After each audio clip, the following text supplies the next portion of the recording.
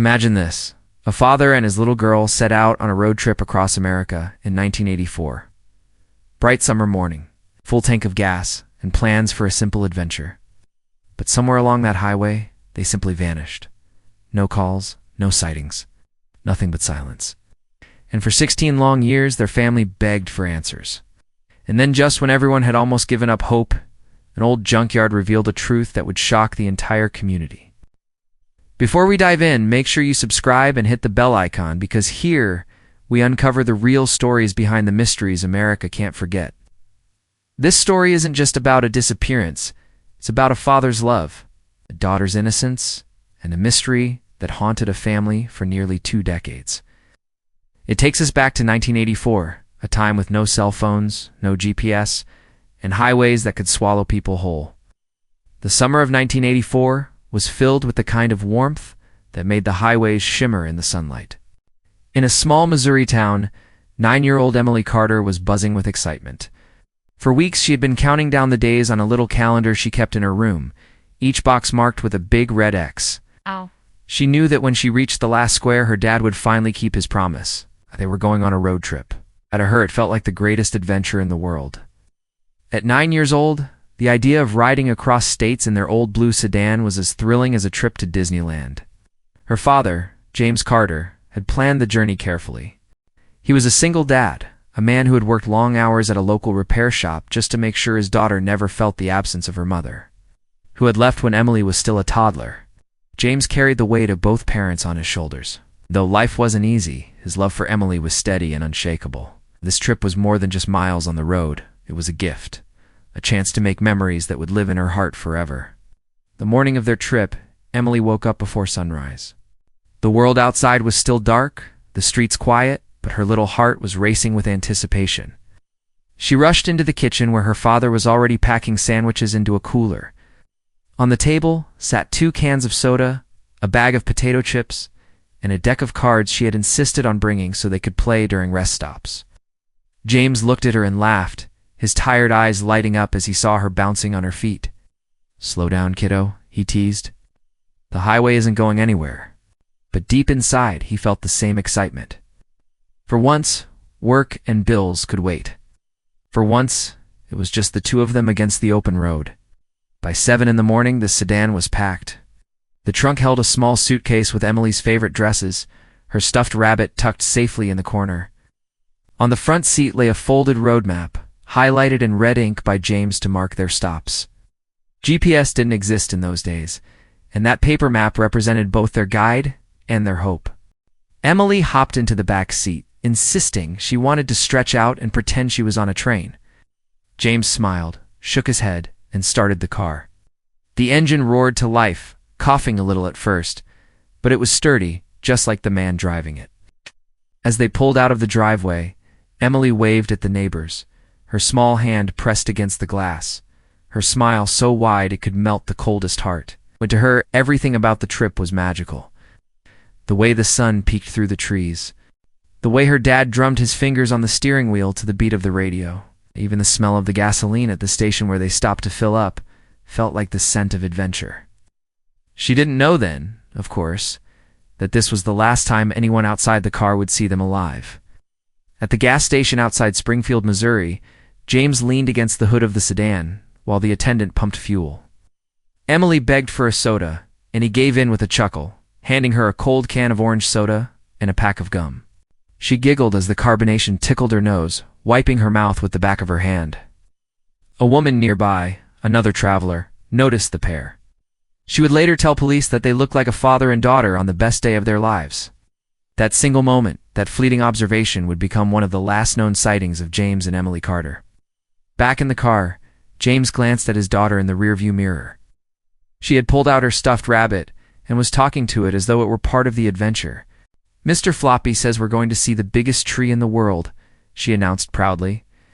James laughed out loud, shaking his head. "Well then," he replied, "I guess Mr. Floppy's in charge of the trip now." That exchange, small and ordinary, was the kind of memory that made his long days of work worth it. The highway stretched ahead of them, endless and inviting. The windows were rolled down, and warm summer air rushed inside. Emily's hair whipped around her face as she sang along with a pop song playing faintly on the crackling radio. James joined in for a few lines, his deep voice clashing with her high, squeaky notes, and the car filled with laughter. To any passing driver, they would have looked like just another family enjoying the summer roads of America. But for them, it was something much deeper. It was freedom, connection, and the promise of tomorrow. As miles rolled by, the two shared stories. Emily asked questions about the world. Why are clouds white? How do the stars stay in the sky? And James answered as best he could, often turning his answers into silly jokes that made her giggle uncontrollably. At one point, she leaned forward, resting her chin on the seat, and whispered, "Daddy, this is the best day ever." He reached back, squeezed her hand, and whispered back, "Me too, kiddo. Me too." That was James Carter, tired, flawed, struggling with the weight of life. But endlessly devoted to the little girl who gave his life meaning. What neither of them could have known was how fragile that moment truly was. For Emily, it was just the start of an adventure. For James, it was another promise kept, for the world watching from the outside. It was the last glimpse of a story that would soon turn into one of the most haunting mysteries of the decade. By the time the sun began to sink low, the old blue sedan was still rolling steadily down the highway. Its headlights would soon cut through the darkening evening, carrying a father and daughter who believed they had all the time in the world. But sometimes fate can be cruel.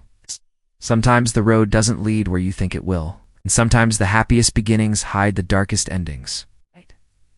When James and Emily didn't come home on Sunday evening, nobody thought much of it at first.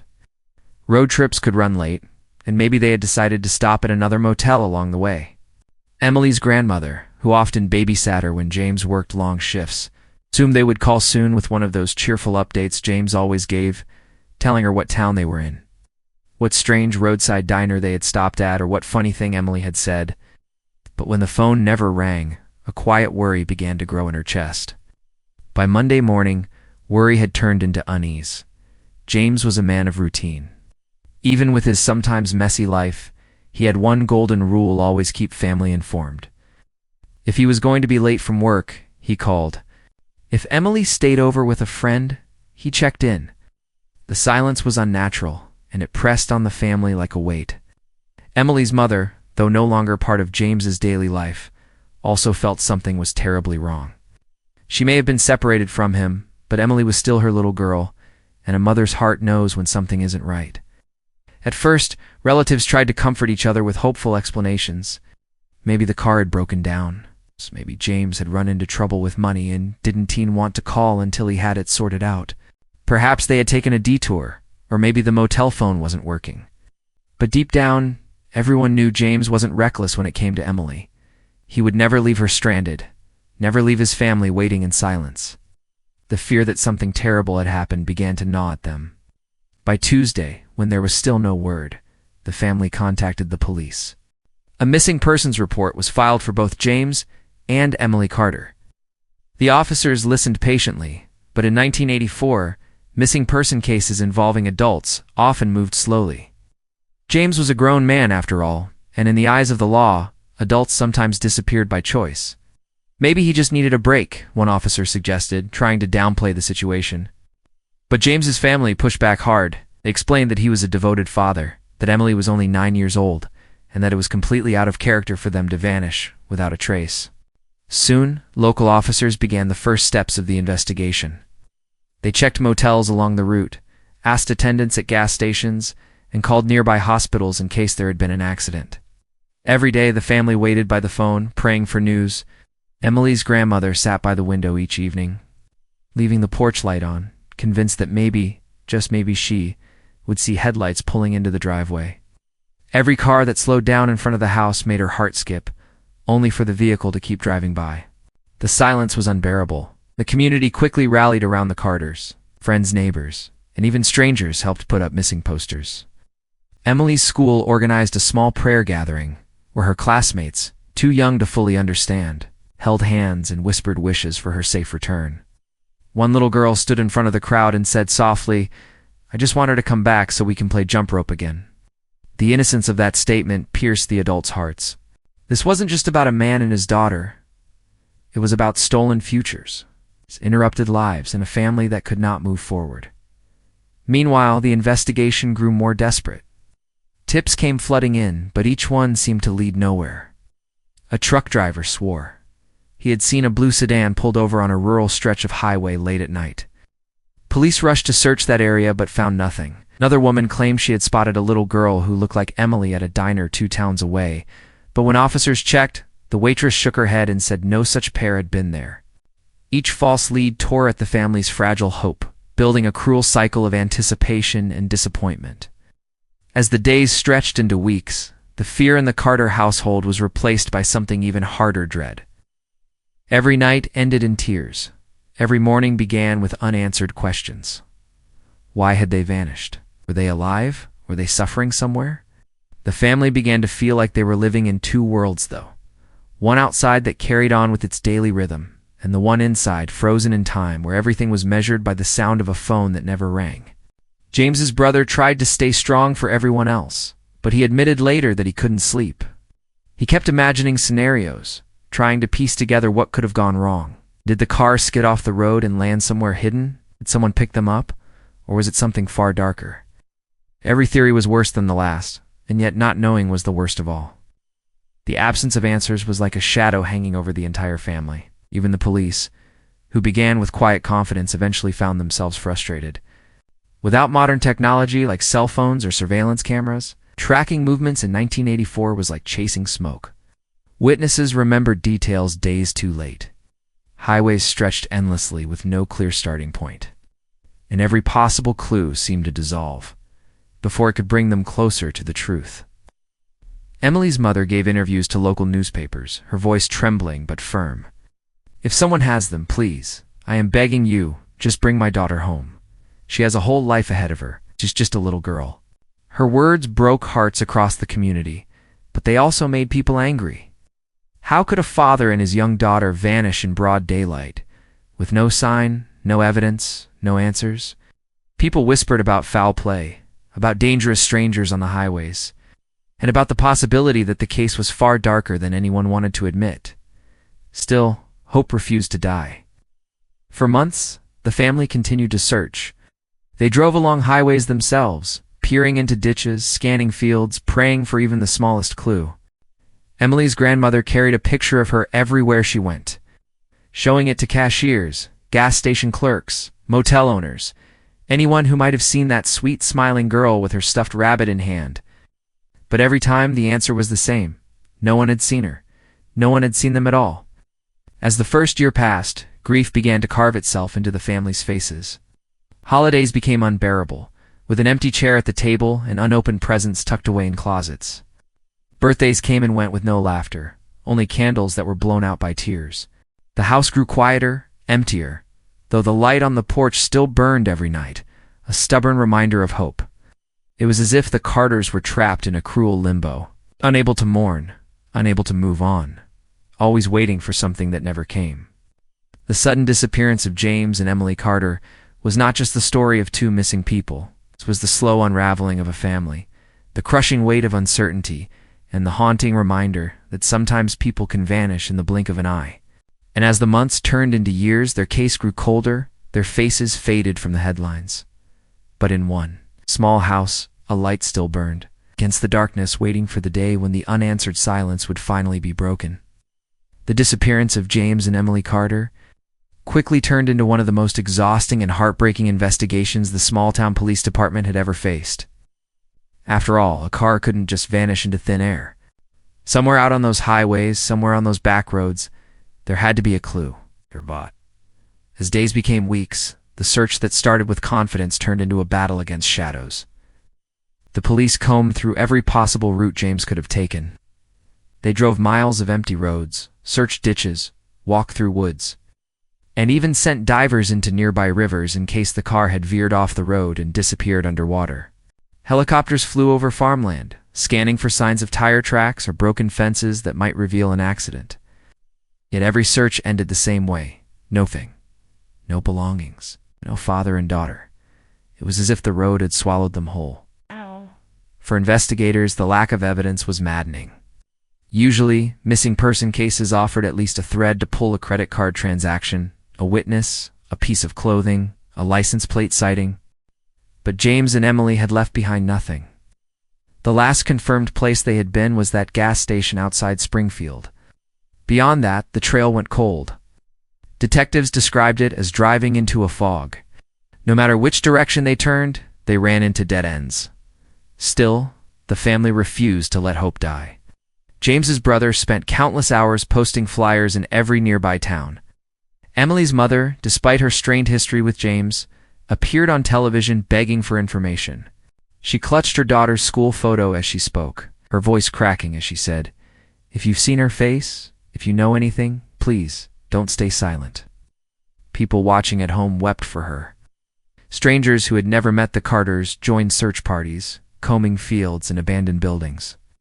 The case had struck a nerve. It could have been anyone's child, anyone's loved one. But hope can be a cruel thing. Every promising lead ended in heartbreak. A farmer called in, claiming he saw a blue sedan parked near his property late at night. Officers rushed there, only to find a rusted-out truck that had been abandoned for years. A woman in another state thought she had spotted a little girl who looked just like Emily in a shopping mall. The description matched. The height and hair color lined up, but when police reviewed the situation, it turned out to be nothing more than a look-alike. Each time, the family's fragile hope was crushed again. The emotional toll was unbearable. Emily's grandmother aged visibly in those years, her hair turning gray almost overnight.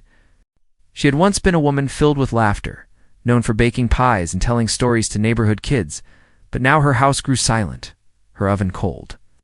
Every night, she sat by the window with the porch light glowing, whispering prayers that her son and granddaughter would walk through the door.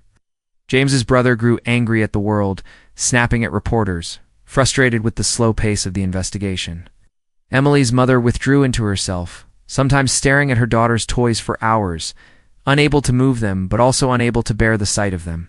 The police tried everything they could with the tools of the time. They checked pawn shops in case someone had tried to sell belongings from the car.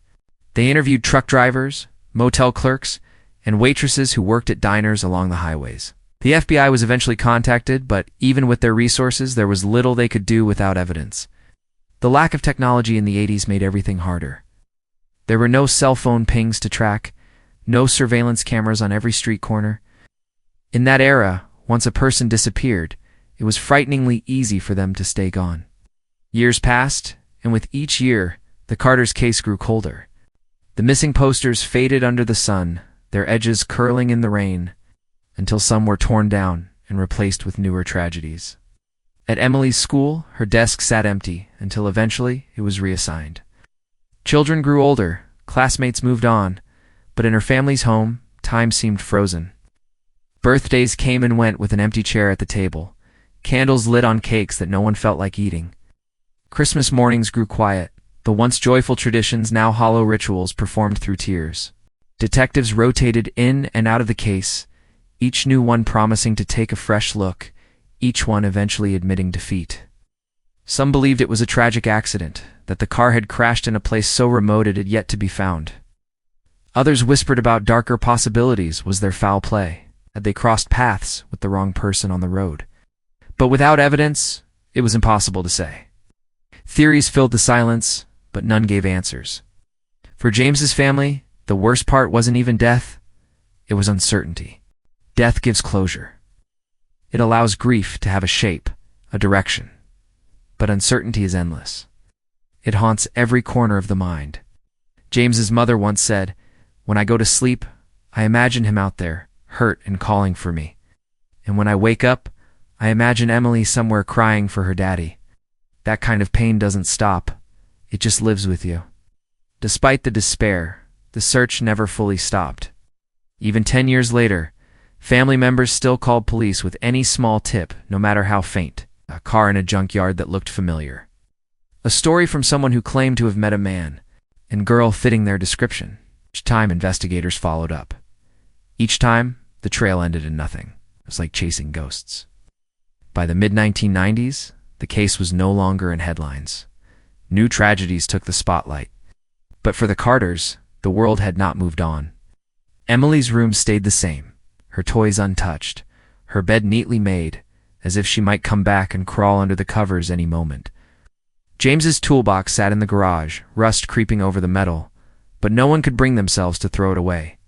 These small pieces of their lives became shrines to memory, fragile proof that they had once been here, that they were more than just names in a cold case file. The endless search became part of the family's identity. They were no longer just the Carters, they were the family who had lost a father and daughter to the void of the highway. Their grief was written on their faces, their hope woven into their every word.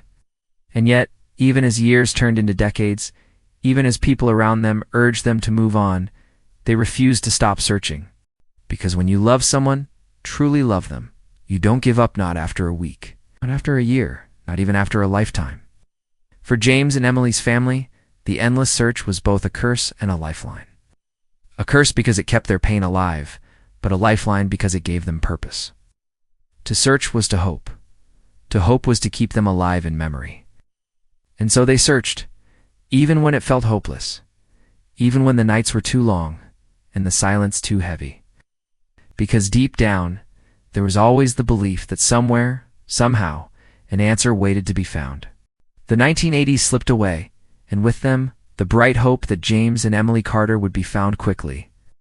In the beginning, every ring of the telephone had made the family jump, their hearts racing with the possibility of news. But as months turned into years, that same ringing became a source of fear. Too often it was nothing, just wrong numbers, bill collectors, or distant relatives checking in. The calls they wanted never came. The silence grew heavier with time, pressing down on their lives like an invisible weight. The late 80s became a blur of sorrow and waiting. Holidays passed in quiet agony. On Christmas, Emily's grandmother would still hang a stocking with her name stitched on it, but it stayed empty, a cruel reminder that she was not home to open gifts.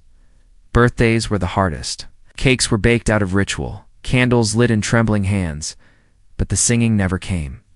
No one could bear to sing happy birthday to a child who was in tea there to blow out the flames. Instead, the candles were extinguished by tears year after year. Time has a way of moving forward, whether you want it to or not.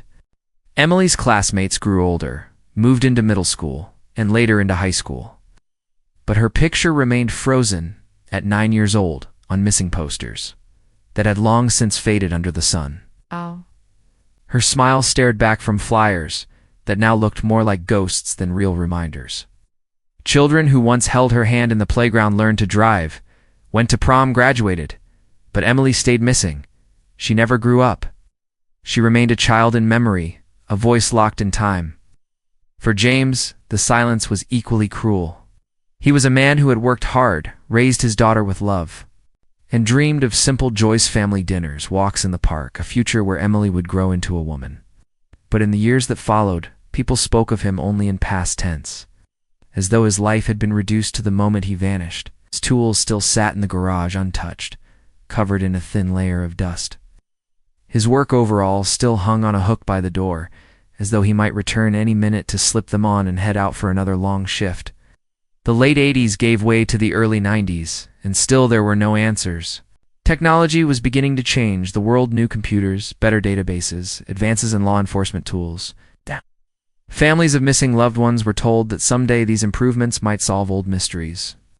But the Carters had heard promises before. Each time investigators said they were taking another look, or following a new lead, hope would rise, only to be crushed again when the trail ended in nothing. The case was labeled cold, a word that felt like a death sentence. For the family, silence became its own kind of torture. It wasn't loud or dramatic. It was the slow, steady ache of waiting. James's mother would wake up every morning with the same question: "Will today be the day?" And every night, she went to bed with the same answer: no. She never stopped leaving the porch light on, even when neighbors whispered that it was useless. That light was more than just a bulb burning in the dark. It was a symbol, a promise to Emily and James that they had not been forgotten, even if the world had moved on.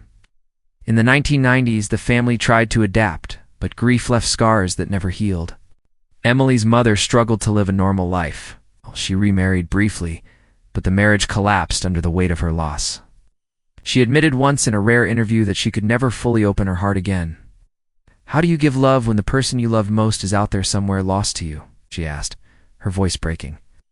She kept Emily's bedroom untouched, a shrine to the little girl who should have been a teenager by then. The posters on the wall, the stuffed rabbit on the pillow, the books stacked neatly on the shelf, fall frozen in time, waiting for an owner who would never return. The police, despite their best efforts, could not bring answers. Detectives retired. New ones stepped in, each claiming they would be the one to solve it. Files grew thicker, filled with interviews, maps, and leads that went nowhere. Some officers quietly admitted that they feared the truth would never come to light. Others suggested that perhaps James had chosen to disappear, though the family rejected this idea outright. They knew him. He would never abandon Emily. He would never abandon them. That theory was nothing more than another cruel knife twisted into their already bleeding hearts.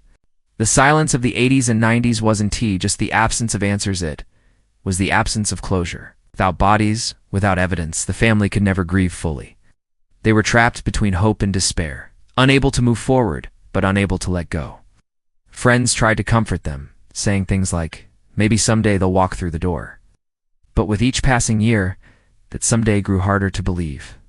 The lines on the family's faces deepened, the laughter in their voices faded, and their world grew smaller. As time stretched on, people outside the family began to forget. The posters came down, newspapers stopped writing updates, new cases filled the headlines, and the Carters became just another unsolved tragedy, pushed aside by the relentless march of time. But for the family, forgetting was never an option. To forget would be to betray James and Emily. To let go of hope would be to admit defeat. And so they carried on in silence, broken but unyielding. By the end of the 1990s, the case was 16 years old. Emily would have been 25 years old, an adult, maybe even with children of her own. Instead, she was still 9 years old in the only pictures they had of her, still clutching her stuffed rabbit, still smiling in a way that broke hearts. James, too, remained frozen in memory. A father whose love had been cut short. As a man defined not by his life, but by his disappearance. The silence of those decades was not peaceful. It was loud in its emptiness, screaming in the unanswered questions, echoing in the empty chairs and the unopened gifts. It was the kind of silence that destroyed joy, that hollowed out hearts, that left wounds invisible to the outside world but devastating to those who carried them. For the Carters, the 80s and 90s were not just years on a calendar, they were years stolen, years haunted, years that stretched on with no answers, no peace, and no end in sight. It was the year 2000, a quiet spring afternoon in Oklahoma, when workers at an old junkyard began cleaning up cars that had been sitting untouched for years. The junkyard wasn't a neat place. Cars were stacked in uneven rows. Weeds crawled up through broken windows, and rust covered almost every inch of metal. Most vehicles had been forgotten, stripped for parts or abandoned by owners who never came back. But on that particular day, while shifting through the farthest corner of the lot, one worker noticed something odd. Hidden beneath a pile of rusting steel covered in dirt and leaves was a faded blue sedan. At first, it didn't stand out. To anyone else, it was just another junk car left to decay. But when the worker pulled open the door, the stale smell of rot and earth rushed out, heavy and suffocating. Inside, the seats were torn and weathered, but there was something chilling. A pair of small shoes tucked near the floorboard, half buried under debris. His heart pounded as he realized this wasn't just an ordinary abandoned car. Something terrible had happened here. The police were called immediately. By the time officers arrived, word had spread quickly through the small community. Curious eyes gathered outside the junkyard fence, whispering and wondering.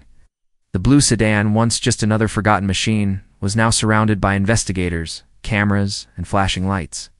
Forensic teams moved carefully, their gloves brushing away years of dust and rust.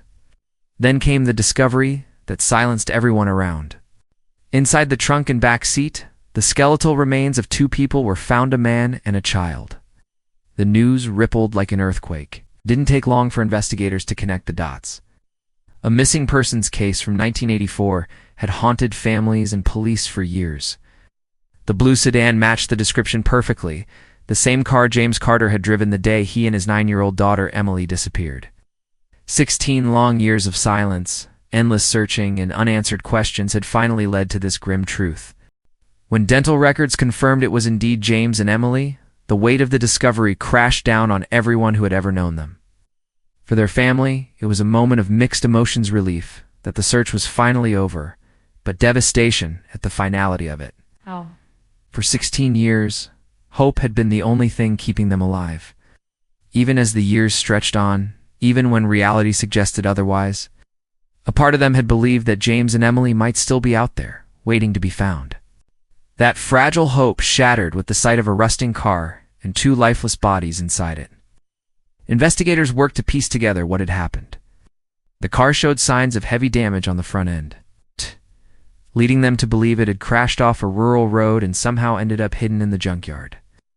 Some speculated it had been towed there during the mid-'80s by someone who never filed proper paperwork, the kind of shady business that sometimes happened in small towns when wrecks were quietly moved for scrap. But whether it was incompetence, negligence, or something darker, the result was the same. The car had been left untouched for years, sitting quietly among the rusting graveyard of metal, while a family begged for answers. The heartbreak deepened when investigators described the condition of the remains. James had likely died instantly from the crash, but Emily's bones told a more haunting story. It was unclear if she had survived for a short time after the accident, trapped and waiting for help that never came. That possibility crushed her family, who could hardly bear to imagine the fear their little girl might have felt in those final moments. News stations across the country picked up the story, broadcasting headlines like "Father and Daughter Found After 16 Years" and "Junkyard Yields Answers to Cold Case." The public was stunned. How could two people vanish so completely, only to be sitting in plain sight for so long? How had no one noticed? How many times had someone walked past that car, unaware that it held the answers to one of the town's greatest mysteries? For the Carter family, the discovery was both a blessing and a curse. At last, the endless nights of wondering were over. At last, they had bodies to bury, graves to visit, a place to say goodbye. But the knowledge of how close James and Emily had been, all along hidden in a junkyard, their story collecting dust, was almost too much to bear. Emily's mother sobbed when she heard the news, saying through tears, "She was right there. All these years, my baby was right there." Her words echoed the pain of a family who had searched highways, rivers, and towns, only to learn that the truth had been waiting in silence, not so far away. At the funeral, the church overflowed with people who had followed the case for years: old neighbors, childhood friends of Emily, even strangers who had helped in the search stood shoulder to shoulder, united in grief. James's brother delivered a eulogy, his voice trembling as he spoke. "For 16 years, we prayed for a miracle. This isn't the miracle we wanted, but now at least we know. Now at least they are not lost anymore." Tears fell across the room, not just for the father and daughter who had been taken, but for the years of silence that had stolen so much from those who loved them. The junkyard discovery left scars far beyond one family. It became a reminder of how fragile life is, how quickly an ordinary day can turn into tragedy, and how the truth can remain hidden in the most ordinary places. It also raised difficult questions. Should law enforcement have searched more carefully? Should junkyards have been inspected? Could James and Emily have been found years earlier, if someone had just looked a little closer? These questions lingered, painful and unanswerable, haunting the community just as much as the tragedy itself. For years afterward, people driving past that junkyard couldn't help but shiver. What had once been just a cluttered yard of old cars was now a graveyard of secrets, a place where hope had died. Parents clutched their children a little tighter, neighbors locked their doors a little earlier, and families learned that sometimes the scariest stories are not the ones told in movies. They are the ones that happen on quiet roads in real towns to real people. 16 years of silence ended with a shocking discovery in a forgotten car. It was an answer, but not the kind anyone had prayed for. James and Emily Carter had finally been found, but the cost was unbearable. Their story, once a tale of a father and daughter setting out on a simple road trip, had become a tragedy that would echo in the hearts of all who heard it. And though the junkyard had revealed its secret, the pain of those lost years could never truly be erased. When the news broke that James and little Emily had finally been found after 16 long years, The Carter family was shattered all over again. For years they had lived in limbo, caught between hope and despair. Some days they believed James and Emily were still out there, maybe hurt, maybe lost, but alive. Other days, the silence pressed so heavy that they could barely breathe. Now, with the truth standing in front of them, the family felt both relief and devastation, relief that the endless waiting was finally over. But devastation at the finality of what had been discovered. Emily's mother, Linda, collapsed to her knees the moment detectives confirmed the remains. She had held on to hope with both hands for 16 years, even when everyone around her whispered that it was time to move on. She used to sit by the phone every night, waiting for a call that never came, staring at the door as if James and Emily might walk back in at any moment. Now, there would be no more waiting. The two people she had loved most were gone forever, and the cruelest part was knowing they had been so close all along. Through sobs, she said, "My baby was right there, and I couldn't get to her. She was right there." The Carter's home, once filled with photographs and small reminders of happier days, turned into a place of heavy silence. Emily's room, untouched since the day she vanished, became a shrine of what might have been. Her favorite doll still sat neatly on her bed.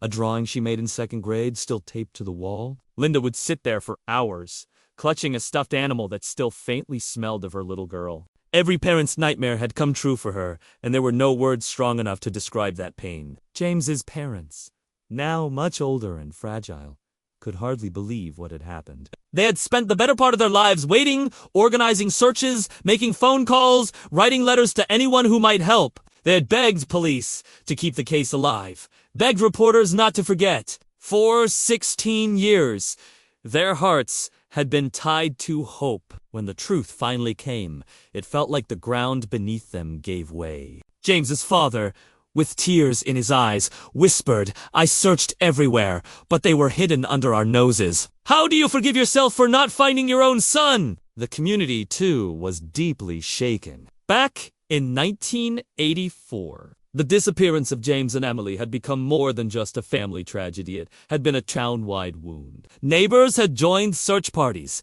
Children had grown up hearing the story. And year after year, people had prayed for their safe return. When the Junkyard discovery was revealed, it felt like the whole town was grieving. People left flowers at the Carter home.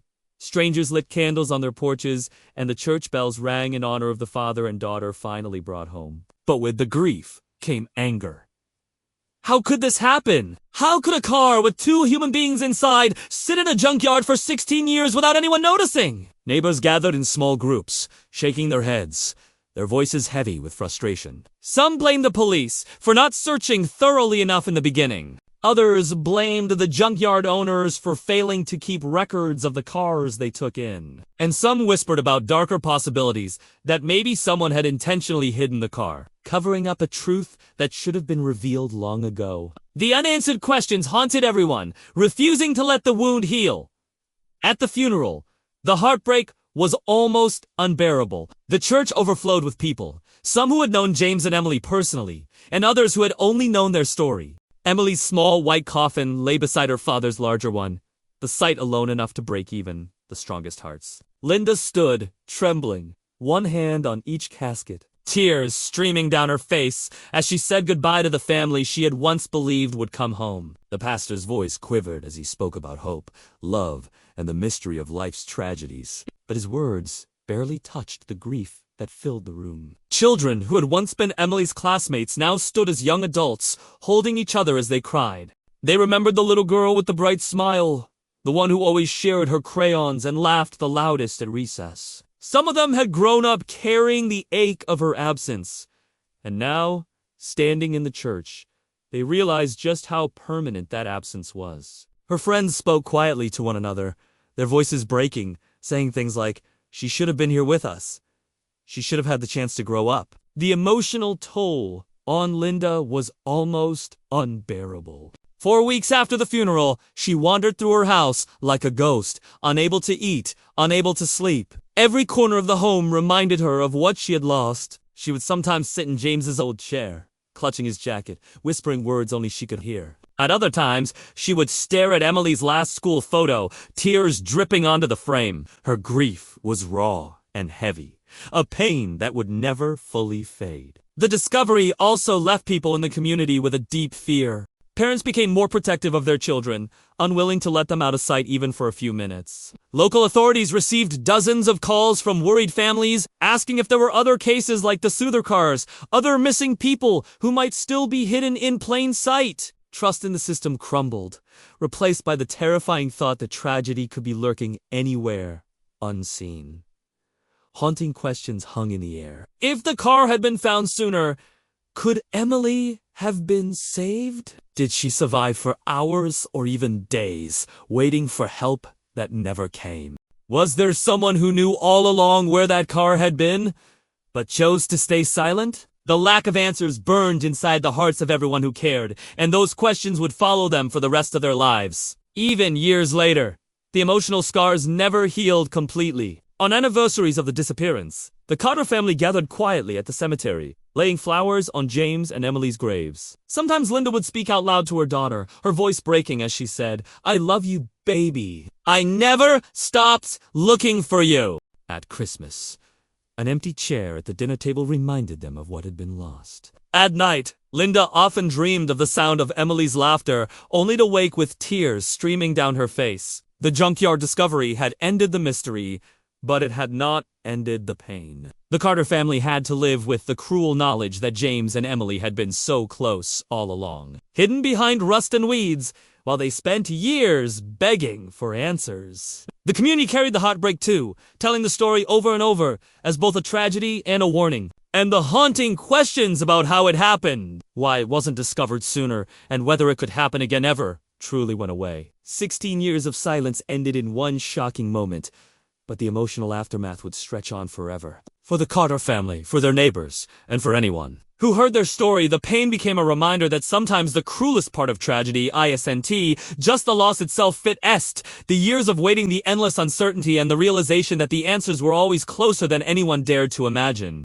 Even after the discovery in the junkyard brought James and little Emily home, the truth of what really happened that night remained tangled in shadows. The car gave answers, but it also raised painful questions. How did a father and his young daughter simply vanish into thin air during a road trip, only to be found hidden in plain sight 16 years later? The haunting uncertainty left family, investigators, and the community clinging to theories, some simple, some terrifying, and some darker than anyone wanted to believe. The first theory many people leaned toward was that of a tragic accident. Perhaps James had been driving late at night, exhausted from the long road trip, and in the quiet of the empty highway he made a wrong turn. Rural roads in the 1980s were often unlit, and a single mistake could change everything. Some believe James may have drifted off the road, crashing into an abandoned area, and for reasons no one could explain, the car somehow ended up in the junkyard.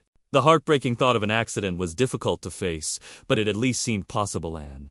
Ordinary tragedy hidden by extraordinary circumstances, but others quickly pushed back against that idea. If it had simply been an accident, why hadn't the car been discovered right away? Why wasn't it reported or logged when it was towed to the junkyard? And how could two human lives, a father and daughter, simply be overlooked inside the vehicle for all those years? People shook their heads, unable to accept that such massive oversights could happen without someone noticing. For many, the Exonet explanation left too many loose ends dangling. The second theory was far darker. Foul play. Some whispered that James and Emily had not been victims of chance, but of intention. Maybe someone followed them that night. Maybe they had stopped to help a stranger, not realizing the danger. There were rumors of criminals operating along highways during the 1980s, targeting travelers. If James had unknowingly crossed paths with the wrong person, perhaps their disappearance was not random at all, but carefully covered up.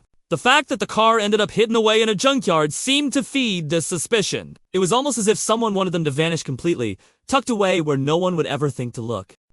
Through sobs, she said, "My baby was right there, and I couldn't get to her. She was right there." The Carters' home, once filled with photographs and small reminders of happier days, turned into a place of heavy silence. Emily's room, untouched since the day she vanished, became a shrine of what might have been. Her favorite dolls still sat neatly on her bed, a drawing she made in second grade, still taped to the wall. Linda would sit there for hours, clutching a stuffed animal that still faintly smelled of her little girl. Every parent's nightmare had come true for her, and there were no words strong enough to describe that pain. James's parents, now much older and fragile, could hardly believe what had happened. They had spent the better part of their lives waiting, organizing searches, making phone calls, writing letters to anyone who might help. They had begged police to keep the case alive, begged reporters not to forget. For 16 years, their hearts had been tied to hope. When the truth finally came, it felt like the ground beneath them gave way. James's father, with tears in his eyes, whispered, "I searched everywhere, but they were hidden under our noses." How do you forgive yourself for not finding your own son? The community, too, was deeply shaken. Back in 1984, the disappearance of James and Emily had become more than just a family tragedy. It had been a town-wide wound. Neighbors had joined search parties. Children had grown up hearing the story, and year after year, people had prayed for their safe return. When the Junkyard discovery was revealed, it felt like the whole town was grieving. People left flowers at the Carter home, strangers lit candles on their porches, and the church bells rang in honor of the father and daughter finally brought home. But with the grief came anger. How could this happen? How could a car with 2 human beings inside sit in a junkyard for 16 years without anyone noticing? Neighbors gathered in small groups, shaking their heads, their voices heavy with frustration. Some blamed the police for not searching thoroughly enough in the beginning. Others blamed the junkyard owners for failing to keep records of the cars they took in, and some whispered about darker possibilities that maybe someone had intentionally hidden the car, covering up a truth that should have been revealed long ago. The unanswered questions haunted everyone, refusing to let the wound heal. At the funeral, the heartbreak was almost unbearable. The church overflowed with people, some who had known James and Emily personally, and others who had only known their story. Emily's small white coffin lay beside her father's larger one, the sight alone enough to break even the strongest hearts.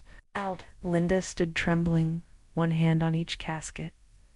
Tears streaming down her face as she said goodbye to the family she had once believed would come home. The pastor's voice quivered as he spoke about hope, love, and the mystery of life's tragedies. But his words barely touched the grief that filled the room. Children who had once been Emily's classmates now stood as young adults, holding each other as they cried. They remembered the little girl with the bright smile, the one who always shared her crayons and laughed the loudest at recess.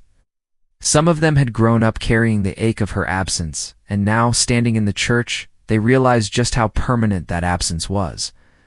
Her friends spoke quietly to one another, their voices breaking, saying things like, "She should have been here with us. She should have had the chance to grow up." The emotional toll on Linda was almost unbearable. For weeks after the funeral, she wandered through her house like a ghost, unable to eat, unable to sleep. Every corner of the home reminded her of what she had lost. She would sometimes sit in James's old chair, clutching his jacket, whispering words only she could hear. At other times, she would stare at Emily's last school photo, tears dripping onto the frame. Her grief was raw and heavy, a pain that would never fully fade. The discovery also left people in the community with a deep fear. Parents became more protective of their children, unwilling to let them out of sight, even for a few minutes.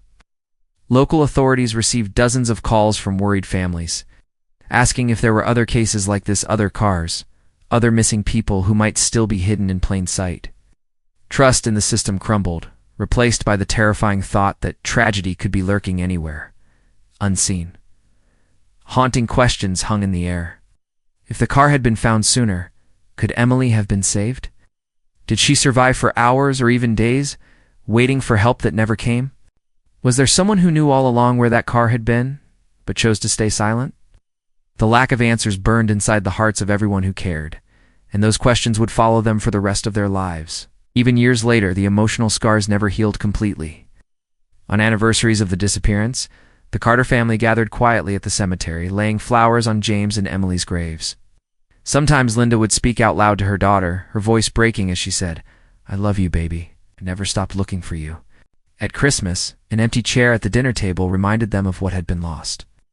At night, Linda often dreamed of the sound of Emily's laughter, only to wake with tears streaming down her face.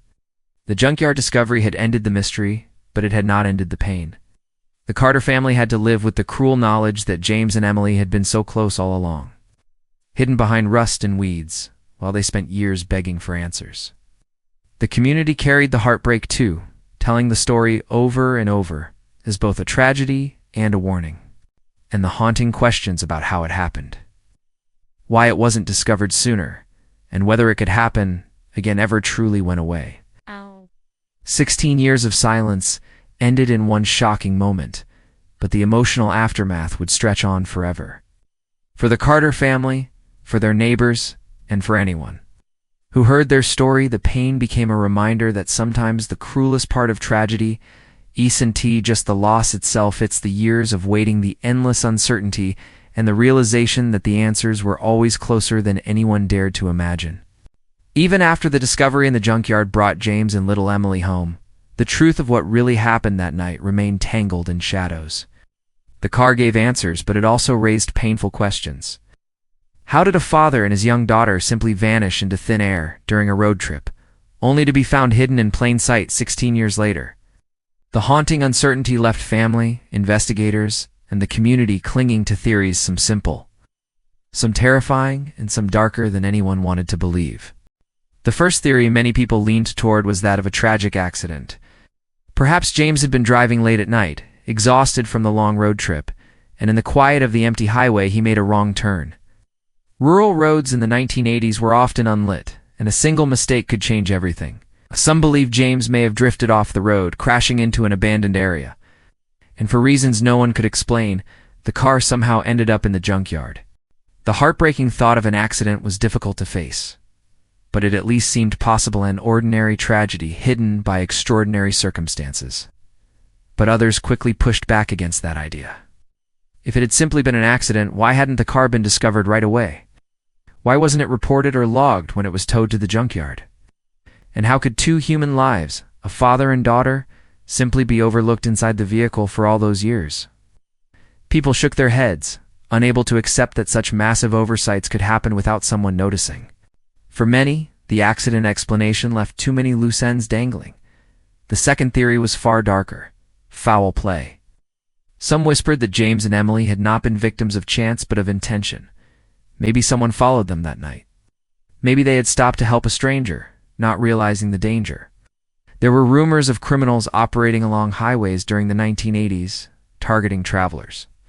If James had unknowingly crossed paths with the wrong person, perhaps their disappearance was not random at all, but carefully covered up. The fact that the car ended up hidden away in a junkyard seemed to feed this suspicion. It was almost as if someone wanted them to vanish completely, tucked away where no one would ever think to look. The idea of foul play haunted Linda the most. She often wondered if her husband had tried to fight back, if little Emily had cried out in fear, if in those final moments they had been scared and helpless. The not knowing was unbearable. She asked herself over and over, did my husband and daughter suffer at the hands of someone cruel? Were they taken from me not by fate, but by someone's choice? These questions ate at her heart every single day. Investigators, too, considered foul play, though they were cautious. With the car's discovery coming so many years later, evidence was thin. Memories had faded, records had been lost, and witnesses had moved away or passed on. Still, they could not ignore how unusual it was for a car to sit unnoticed for 16 years. Some wondered if the vehicle had been intentionally hidden, maybe pushed into the back of the junkyard under cover of darkness. If that was the case, it suggested that someone out there knew far more than they ever admitted. Then there were the whispers of something even darker, rumors that slipped through the town like cold wind. Some people believed the case was tied to deeper secrets, perhaps a cover-up involving people with power. The junkyard, after all, had connections to towing companies, law enforcement, and private businesses. Could it be that someone knew the truth early on but kept it buried? Was there a reason the case had grown so cold so quickly despite the family's pleas? These ideas were terrifying because they suggested not just a crime, but a betrayal of trust by those meant to protect. For some, the mystery took on a more eerie edge. The way James and Emily had disappeared without a trace, the way the car stayed hidden for so long, it almost felt supernatural. Of course, logic said otherwise, but grief often leaves room for strange beliefs. Neighbors spoke in hushed voices about cursed roads, places where accidents always happened, or the possibility that James and Emily had stumbled into something beyond explanation. These ideas were less about facts and more about trying to make sense of the senseless. The hardest part of the unanswered mystery was how it kept the family trapped in what-ifs. Linda could not stop imagining different scenarios. In one, James lost control on a curve and held his daughter's hand as the car went down. In another, headlights appeared in the rearview mirror, and fear filled the air as strangers approached. Sometimes she imagined Emily surviving for a few hours inside the car, waiting for someone to come, calling for her mother in the dark. These thoughts tortured her, but her mind would not let them go. The community, too, felt the weight of the unknown. Every theory carried its own kind of heartbreak. If it was an accident, then why had no one found them sooner? If it was foul play, then who had done it, and had they walked free all these years? And if it was something even larger, some kind of cover-up, what did that mean about the safety of their town, their roads, their children? The lack of closure spread fear like a stain, leaving everyone uneasy. For investigators, the mystery became a lesson in both failure and humility.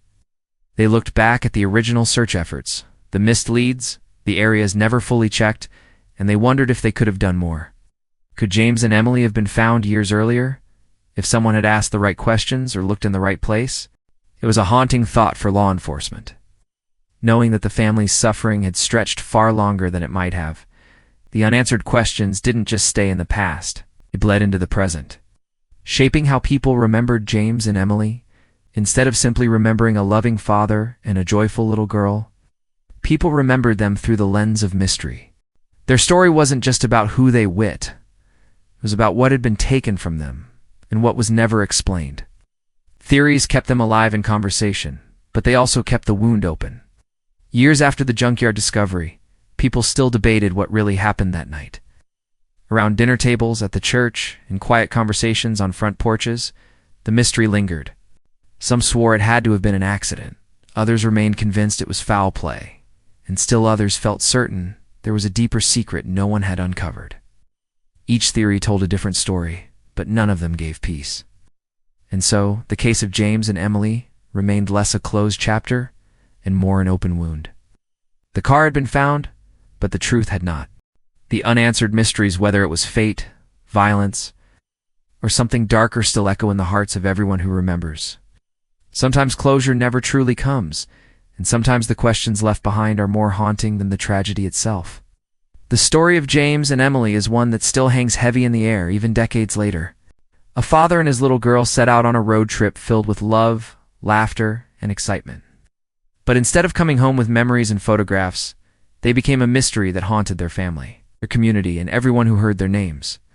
Even after the car was found in that forgotten junkyard, the truth of what really happened that night remains locked away in silence. For Linda, for the family, and for the countless people who searched, prayed, and hoped, the pain never truly went away.